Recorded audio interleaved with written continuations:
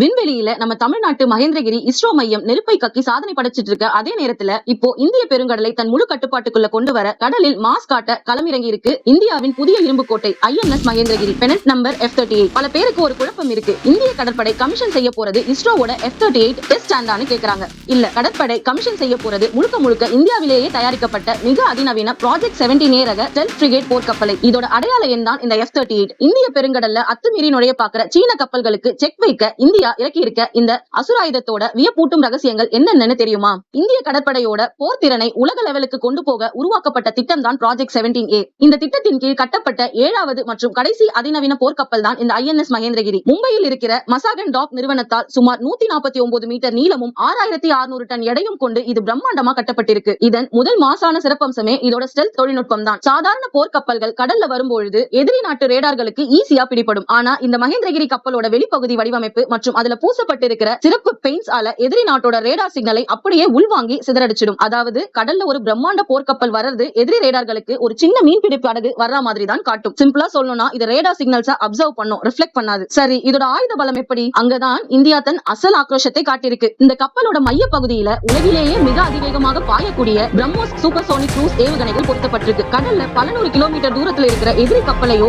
அல்லது தரையில இருக்கிற இலக்கையோ துல்லியமா தாக்கி அழிக்கும் திறன் இதுக்கு உண்டு. வான்வழி அச்சுறுத்தல்களை சமாளிக்க இஸ்ரேல் தொழில்நுட்பத்துடன் இணைந்த பராக் 8 வான் பாதுகாப்பு ஏவுகணைகள் இதுல இருக்கு. இது வானில் வர்ற எதிரி நாட்டு போர் விமானங்களையும் ட்ரோன்களையும் தூரத்திலேயே கண்டறிந்து வானிலேயே வெடிக்க வச்சிடும். அடுத்து கடலுக்கு அடியில ரகசியமா வர எதிரி நாட்டு நீர்மூழ்கி கப்பல்களை வேட்டையாட உள்நாட்டிலேயே தயாரிக்கப்பட்ட அதிநவீன டார்பிடோ லான்ச்சர்களும் ராக்கெட் லான்ச்சர்களும் இதுல இருக்கு. அது மட்டும் இல்லாம கப்பலின் முன்பகுதியில நிமிடத்திற்கு பல சுற்றுகள் சுடக்கூடிய 76mm சூப்பர் ரேபிட் கன் பீரங்கியும் பொருத்தப்பட்டிருக்கு. சுருக்கமா சொன்னா வான்வழி, கடல் வழி, கடலுக்கு அடி வழி என 3 பக்கத்துல இருந்து வர ஆபத்துகளையும் ஒரே நேரத்துல துவம்சம் செய்யக்கூடிய சகலகலா வல்லவன் தான் இந்த F-38. இப்போ இருக்கிற புவிசார் அரசியல் சூழ்நிலையில இந்திய பெருங்கடல் பகுதியை தன் கட்டுப்பாட்டுக்குள்ள கொண்டு வர சீனா தொடர்ந்து முயற்சி பண்ணிட்டு வரது நமக்கு தெரியும். ஆப்பிரிக்கா முதல் இலங்கை வரை சின்ன சின்ன நாடுகள்ல துறைமுகங்களை அமைச்சு இந்தியாவை சுத்தி வளைக்க பாக்குது சீனா. இந்த சூழ்நிலையில இந்த INS மகேந்திரகிரி F-38 போர்க்கப்பல் அதிகாரப்பூர்வமா கடற்படையில இணைகிறது சீனாவுக்கு இந்தியா கொடுக்க போற ஒரு மிகப்பெரிய செக்மெட். உலக விண்வெளி சந்தையில இஸ்ரோ எப்படி ஒரு பெஸ்ட் பிளேயரா இருக்கோ அதே மாதிரி உலக கடல் எல்லையில இந்திய கடற்படையை ஒரு அசைக்க முடியாத பெஸ்ட் பிளேயரா நிலைநிறுத்த இந்த உள்நாட்டு தயாரிப்பு போர்க்கப்பல் மிக முக்கிய காரணமா இருக்கும். தொழில்நுட்ப யதார்த்தங்களை உணர்ந்து அந்நிய நாடுகளை நம்பி இருக்காமல் நம்ம நாட்டு பாதுகாப்புக்காக நம்ம மண்ணிலேயே உருவான இந்த இரும்பு கோட்டை நமக்கும் நம் தேசத்திற்கும் ஒரு மிகப்பெரிய பெருமை. கடலில் சீரப்போகும் இந்த INS மகேந்திரகிரி F-38 போர்க்கப்பலோட அசுர பலத்தை பற்றி நீங்க என்ன நினைக்கிறீங்க? உங்களோட யதார்த்தமான கருத்துக்களை கீழே கமெண்ட்ஸ்ல சொல்லுங்க. உண்மைகளை மட்டும் பேசும் இந்த வீடியோ பிடிச்சிருந்தா லைக் பண்ணி உங்க நண்பர்களுக்கு ஷேர் பண்ணுங்க. அடுத்த மாசான வீடியோல சந்திப்போம். நன்றி, வணக்கம்.